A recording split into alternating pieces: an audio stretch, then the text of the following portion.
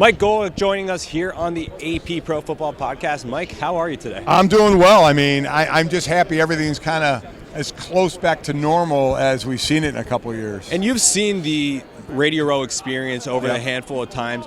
What makes this year so unique? Is it because this is the first time in a long time that everyone's back? Without a doubt. You know, there are people you get used to seeing every year, and then we had the couple-year hiatus. So I think it's just good that everybody sees each other again. You know what it is? It's a feeling of normalcy. Yeah. Of this is how it's supposed to be, and we're finally back to it. So you're also experiencing this opportunity with your son, Mike Golic Jr. I see him running around a handful of different times today.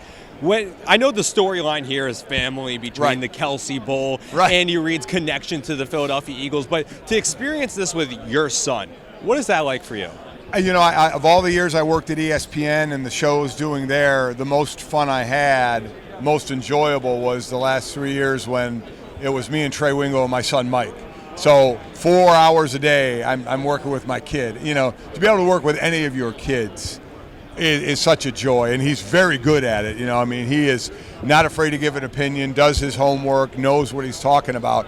But just to have your son, or if it were my daughter, whichever, working with your own kid is a very, very special thing. What's a piece of advice he's given you? I know plenty of people probably have asked him that question from your perspective. You know what he's helped me with? He's helped me with the way this age group communicates. And a prime example is we were doing a show, and this was back a couple years ago when Drew Brees was still playing, and he was in some issues outside of the locker room, and there were players on the team that were tweeting about it, you know, kind of ripping Drew a little bit. And I remember we were on air, and I said, I don't understand why players are publicly doing this, why they're tweeting this. And Mike stopped me right there on air and said, Dad, this is the way these players in this age group communicates. They have no problem putting things out there publicly. And I had to stop and say, you're right. Not that I would do it that way, not that I like that, but it is the way it is. So you have to accept that now and deal with it. So you played for the Philadelphia Eagles, and as you mentioned, it was different way back then when you played. But what are some of the similarities you still see within the Philadelphia Eagles organization that were similar when you played versus where they are now? Well, I mean, listen, when I was playing, you had Reggie White and Jerome Brown and Clyde Simmons and Mike Pitts and Seth Joyner, and they could all get after the quarterback. This team gets after the quarterback pretty well as well. 70 sacks in the regular season, 4 with 11 or more sacks. Never been done before, so that's really impressive. Probably the greatest continuity is the fans. Yeah. They're as crazy as ever, you know, without a doubt. What do you think that the fans are going to showcase once they come to Arizona, once they go to Glendale to watch the Birds in the Super Bowl? Well, hopefully a lot of them won't be in jail, you know, and they'll be able to make it to the game. Positive vibes. They will have their fun. Let me just put it that way, and they will talk their smack. That's what they do. That's definitely, and they grease the poles as well down there. Yes, yeah, exactly. They're ready. They're ready to go from the jump. That is so true. So you come here on behalf of the NFL Alumni Association. Huddle Up. Let's talk obesity. Why is this such an important cause for you to rally behind? Well, you know, when I finished playing, I was like 295, supposedly in shape. And for ball players, especially, and not even just linemen, when you're done playing, it's what direction you go. You know, I got up to 320, and it was very unhealthy. You know, and a lot of players go up a little bit. And so I'm basically getting involved in this to help not only the former players, but everybody out there. The biggest thing, especially for men, is men don't want to go to a doctor. Men don't want to get themselves checked out. Men don't want to deal with an issue unless they're told they have an issue. Well, you don't know if you don't go to a doctor.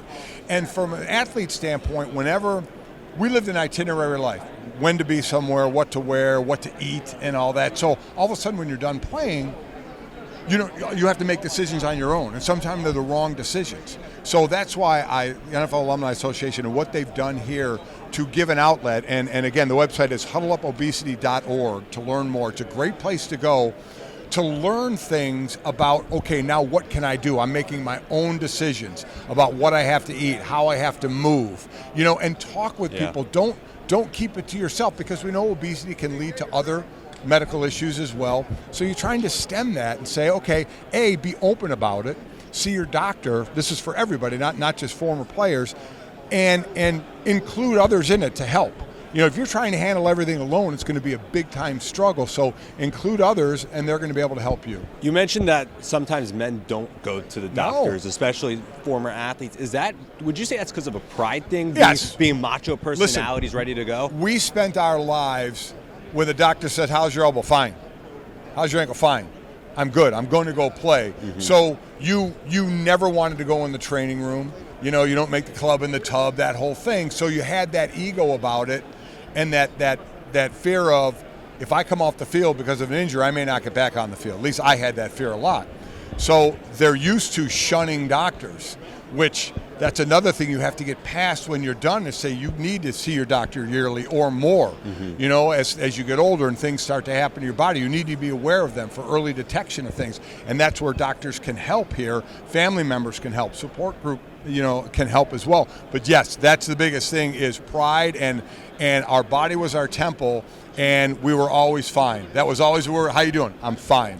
I can play. Yeah. If you could describe Huddle Up, Let's Talk Obesity by the NFL Alumni Association in one sentence and its importance, how would you do that? The key for me is let's talk, which means you're involving other people, which means you're not in it alone, and that's the best way to deal with it. Now, last question for you here. Birds and the Chiefs in the Super Bowl. What's going to be your prediction for the game? So here's the tough part. Tougher more for the people that ask me that than me. I'm calling the game for Westwood One. Gotcha. They're the national radio. You can't even say So listen, I'm covering both teams. I'm talking to both teams. It would be very bad to make a pick and then go to practice and see one of the other teams. It'd be a little bit of an awkward encounter. What's the number one storyline then, in your opinion? Listen, the easy storyline to talk about is the pass rush versus the O-line and Pat Mahomes. That's the one thing that will happen. Mahomes' ankle's going to get tested. We saw in that game against Cincinnati when he rolled left, threw back right, came up hobbling a little bit. So you can't target an ankle as far as, he has an injury, let's target that. But what you can do is make him run, make him move. He makes one wrong twist, one wrong step, and maybe he tweaks it a little bit. And that's life, man. That's the way it goes. That's life. That's life in the NFL. Yep. Mike, thank you so much for this. Thank you. Appreciate it. Thanks.